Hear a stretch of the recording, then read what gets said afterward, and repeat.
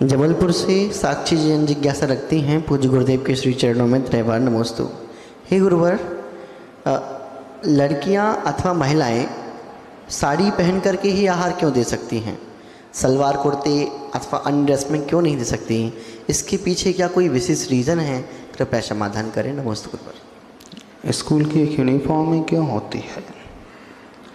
Doctors का एक apron ही क्यों होता है? एडवोकेट की एक ब्लैक कोट ही क्यों होता है? पुलिस डिपार्टमेंट में एक वर्दी खाकी ही क्यों होती है? अर्थात कोई भी कार्य किया जाता है तो उसका एक कोड होता है, प्रोटोकॉल होता है, उसके अनुसार। अब प्रश्न उठा रहा है सलवार सूट में आहार क्यों नहीं दिए जा सकते?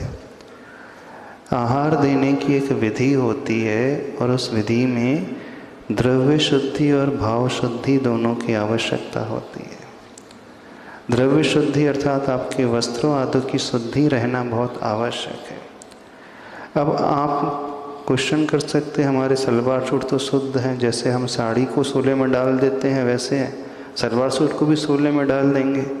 ठीक है, आप डाल सकते हो, लेकिन उसमें फिर हम डिफ्रेंशिएट नहीं कर पाएंगे कि कौन सोले में है और कौन सोले में नहीं है। पूरा ये हौच पाच हो जाएगा। दूसरी बात, जब कोई व्यक्ति एक जैसे यूनिफॉर्म पहनता है, शुद्ध वस्त्र आदि पहनता है, तो उसकी फीलिंग उसी प्रकार की जनरेट होने लगती है। वो भाव उसी प्रकार के शुद्ध भाव पैदा होने लगते हैं जो सलवार सूट आदि में नहीं हो सकते। क्योंकि साड़ी पहन करके करोगे तो आप अपने आप में मर्यादित हो जाओगे, आपकी दृष्टि उस प्रकार की हो जाएगी, वो अन्य ड्रेस में नहीं संभव हो सकता है। फिर यही क्वेश्चन उसके लिए भी किया जा सकता है, जब अभिषेक फिर हम शर्ट पैंट में क्यों नहीं कर सकते? शरीर तो ढकना, रुमाल से सिर ढक ले और अभिषेक कर ले। नहीं, जहाँ की जो नियमावली है वो फॉलो होना ही चाहिए। और इसके पीछे एक बहुत बड़ा और हेतु है, जितने शुद्ध वस्त्र होते हैं उसकी भी अपनी एक एनर्जी होती है। उसी दृष्टि से जो पहना गया है वो वस्त्र, उस वस्त्र का उपयोग जिस फील्ड में होता है उसका प्रभाव उसके ऊपर पड़ता है।